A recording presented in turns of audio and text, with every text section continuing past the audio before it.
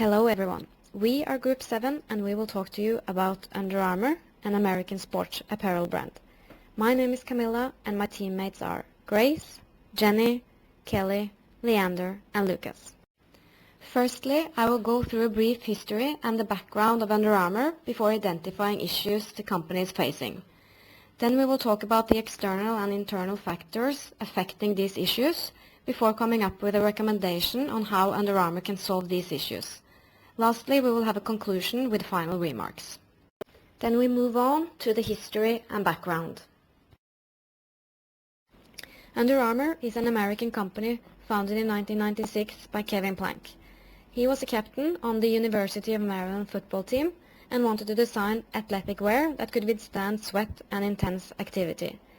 Today the company manufactures footwear, sports and casual apparel for both genders.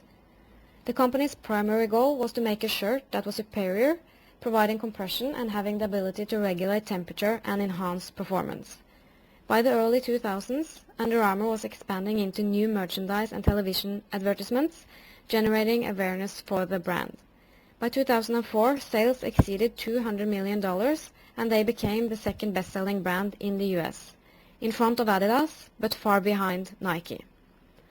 Major endorsements with sports stars and celebrities, along with media attention, helped Under Armour to solidify among big branded sports and athletic wear.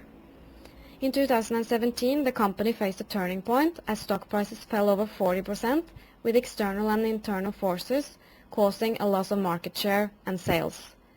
The second quarter of 2019 saw a further fall of its shares, and Under Armour is now struggling to keep up the pace with competitors in the US. The company is forced to use heavy discounts to get rid of unsold merchandise to retailers, which is pressuring the profits and hurting the overall brand image. Under Armour's core competency can be seen as having a superior product quality that is supported by the company mission and vision. That is to make all athletes better through passion, design and desire for a relentless pursuit of innovation. Still today, the broad perception is that Under Armour delivers high quality along with being both innovative and technology driven. Let's move on to identifying the issues. The main strategic issue facing Under Armour is its relatively weaker brand image compared to competitors like Nike and Adidas, creating an uncertainty for the company. There are several reasons and events contributing to this issue. Firstly, Under Armour misread the upmarket trend of athleisure back in 2017. Under Armour insists on a commitment to their core competency of performance wear as a differentiator, while consumers desire more fashionable athleisure wear. Another reason for Under Armour's weaker brand image is its high dependency on celebrity endorsements. Under Armour has invested in signing partnership with athletes and celebrities like Stephen Curry and Dwayne Johnson, trying to gain competitive advantage and grow its sales. But even though Under Armour's partnership match with its audience by having high resonance and trust scores, it is argued if or how well it actually affects the company performance. The last issue affecting Under Armour's brand image is its customers' perception of the Curry shoe design. The all-white Curry 2 sneaker released in 2016 received a poor welcoming and was mocked for looking like nurse shoes. Also, the latest Curry 5 design has been criticized for its design as a downgrade and a step backward. Adding to this issue is Under Armour's focus on men's sportswear with a masculine nature of the in-store design, marketing and products. For men's shoes and sportswear, the selection is massive, but the same variety is not translated to women's wear, making it apparent that Under Armour fails to address the fast-growing market of female sports and fitness. Hello, I'm Lucas, and now I'm going to talk about the internal and external analysis. So now we will quickly talk about Porter's 5 forces to do the external analysis of Under Armour. First, the threat of entry in the performance apparel market is not very high. Economies of scale are a major advantage for big brands in regards to supply chain management and distributing the products in a big number of stores. Also, the power of the brand is very important in selling performance apparel because any new entrant will find it difficult to get attention.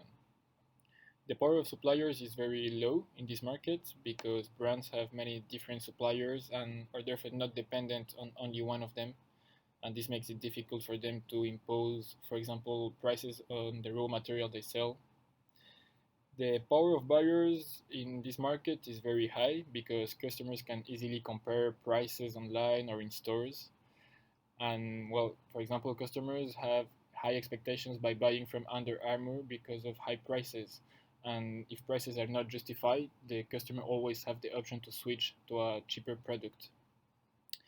The threat of substitutes is very low in this market because, well, indeed, products such as sportswear and shoes are difficult to substitute when someone wants to practice sport. And finally, there's a high intensity of rivalry between large brands like Nike, Adidas, and Under Armour because they compete with similar products at similar prices, which is why the companies invest a lot of money and effort into the marketing campaigns to convince the consumers. And there is also an intensive rivalry for sponsorship deals with popular athletes. So I will now talk about the balanced scorecard that allows us to assess Under Armour's competitive advantage. And for that, we have to find out answers to the four important questions by analyzing past performance and areas for improvement. The first question is, how do customers view us?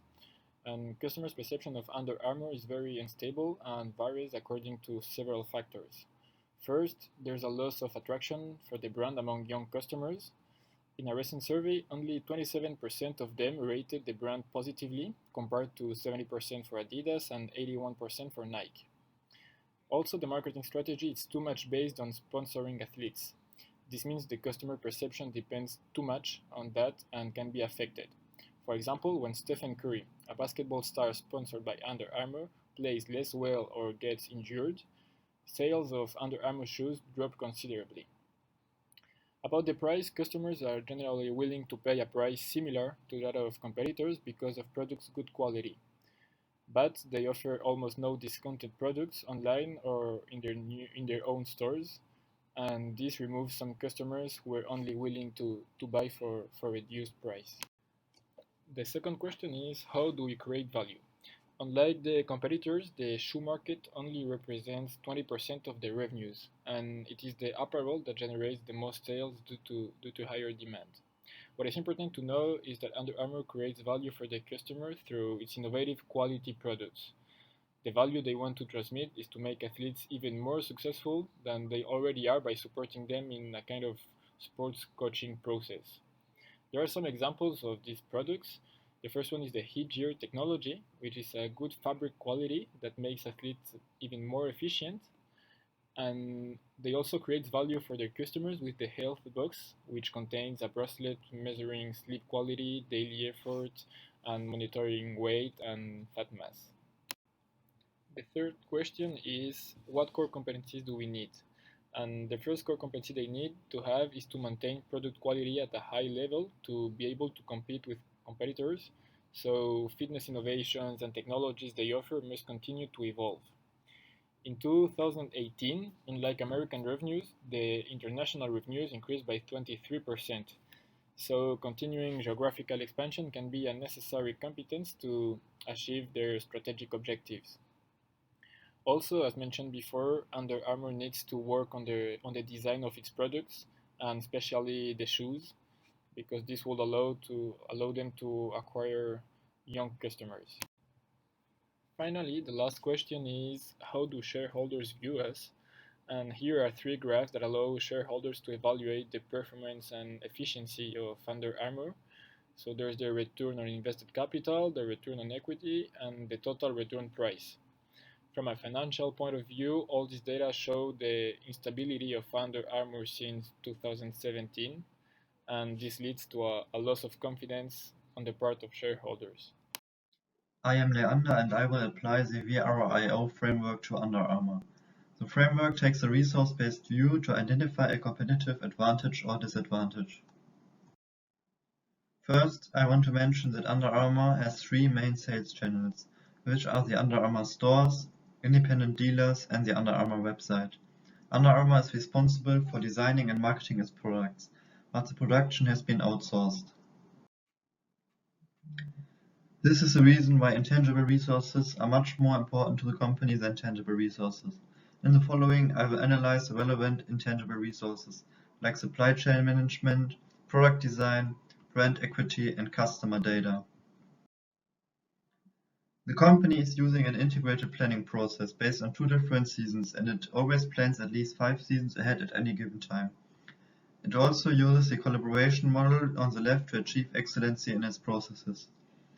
This resource is very valuable in the industry because success in the fashion and apparel business is based around reacting quickly to new trends. A great supply chain management is not extremely costly to imitate, but within a carefully constructed organizational structure, customer satisfaction can be raised by effectively reacting to customers' demands, and that is why it is still a very important part of the puzzle.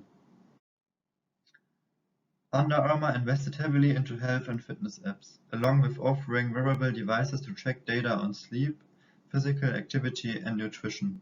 The whole ecosystem is called Connected Fitness. In 2017, the company already had 200 million users and called itself the largest health and nutrition company in the world. The collected data supports the sales and product planning of the company and is used in a single view of the consumer software system, where data from the store-based point of sale, from e-commerce, and from Connected Fitness is stored. The insights from the data are integrated into the product development and therefore allow for more efficient product planning and marketing.